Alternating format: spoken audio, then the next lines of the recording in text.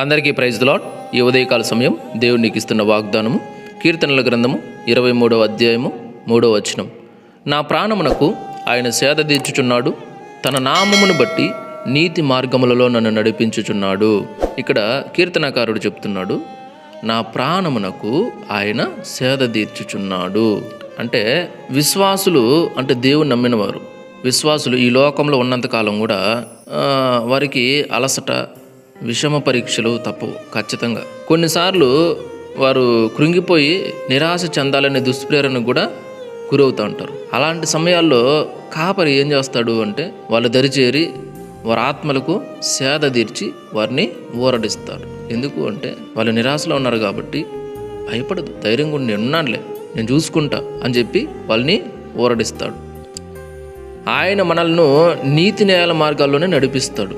ఎందుకంటే ఆయన నీతిమంతుడు, యథార్థవంతుడు, సత్యమైన దేవుడు కాబట్టి ఆయన ఎన్నడూ కూడా నీతి మార్గాలలోనే నడిపిస్తాడు.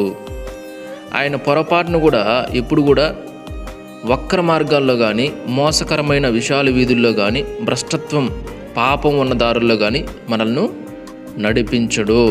ఇవి దేవునికి అసహ్యమైనవి కాబట్టి అలాంటి పనులు చేయించడు ఆయన.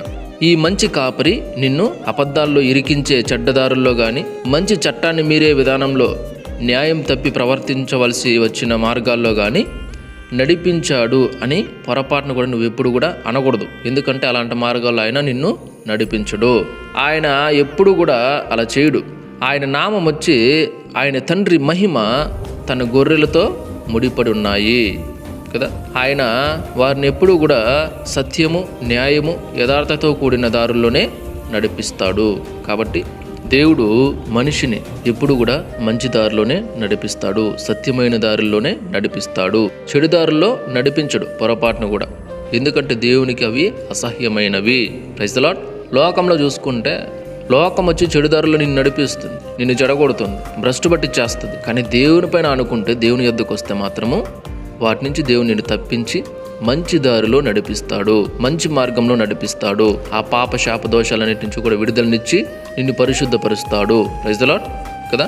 చూడండి, తన నామమును బట్టి నీతి మార్గములలో నన్ను నడిపించుచున్నాడు అని కీర్తనకారుడు చెప్తున్నాడు. చూడండి, చూసారా, దేవుడు ఆయన నామమును బట్టి, ఆయన నామ ఘనత కొరకు నిన్ను నీతి మార్గముల్లో నడిపిస్తున్నాడు అని వాక్యం చెప్తుంది స్పష్టంగా. కాబట్టి దేవుడు కోరుకునేది కూడా ఇదే, నువ్వు నీతిగా ఉండాలని, యథార్థంగా ఉండాలని, నీతి మార్గముల్లో నడవాలని, చెడు మార్గాల్లోకి పోనకుండా, పాపపు మార్గాల్లోకి పోకుండా, వ్యర్థమైన పనులు చేయకుండా, వ్యర్థమైన వాటి జోలికి పోకుండా నువ్వు పరిశుద్ధంగా జీవించాలని దేవుడు కోరుకునేది. నువ్వు నీతిగా, యథార్థంగా ఉండాలని దేవుడు కోరుకునేది.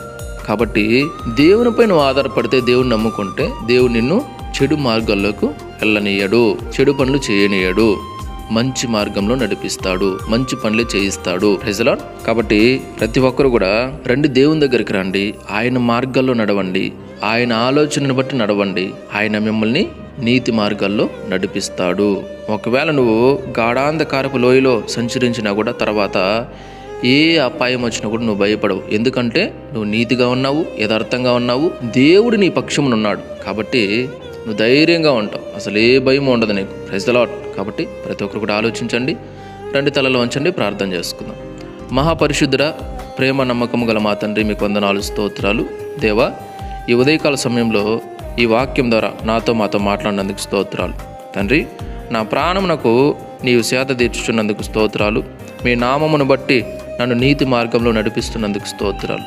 తండ్రి, ఒకప్పుడు అవినీతిగా నడిచాను, ఒకప్పుడు నాయన ప్రభా నా ఇష్టానుసారంగా నడిచాను, నా ఇష్టానుసారంగా ప్రవర్తించాను, నీతి తప్పి ప్రవర్తించాను, యథార్థత తప్పి ప్రవర్తించాను, ఈ లోకానుసారంగా జీవించి ఈ లోకంలో ఉండే పనికిరాని మాలిన్యమంతా ఎత్తి నాయన ప్రభా నాకు అంటించుకున్నాను, అటువంటి దారిలో నడిచాను. కానీ తండ్రి, ఈ సమయంలో ఈ వాక్యం ద్వారా నాతో మాట్లాడినందుకు స్తోత్రాలు చెల్లించుకుంటున్నాను. ప్రభా, నాలో కూడా నేను నీతిగా నడవాలని ఆశ ఉంది, నీతిగా ప్రవర్తించాలి, యథార్థంగా ప్రవర్తించాలని ఆశ ఉంది. కానీ నా వల్ల కాలేదు, నేను నడవలేకపోతున్నాను. ఈ వాక్యం ద్వారా నాతో మాట్లాడినందుకు స్తోత్రాలు. తండ్రి, నేను మీ వద్దకు వస్తున్నాను, నన్ను నీతిగా నడిపించండి.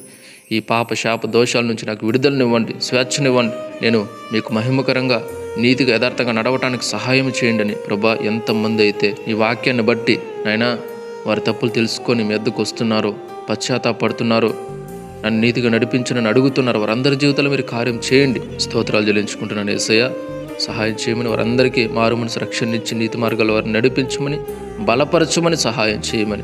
దేవా, ఈ వాక్యాన్ని ఎంతమంది అయితే చూస్తున్నారో, వింటున్నారు, షేర్ చేస్తున్నారు, పేరు పేరుని అందరినీ జ్ఞాపకం చేసుకోండి, దీవించండి, ఆశీర్వదించండి, సహాయం చేయమని యేసయ్య అతి పరిశుద్ధ నామములో ప్రార్థించి స్తుతించి ఘనపరిచి వేడుకుంటున్నాం తండ్రి. ఆమేన్. దేవుడు మీ అందరిని దీవించి ఆశీర్వదించును గాక. ఆమేన్.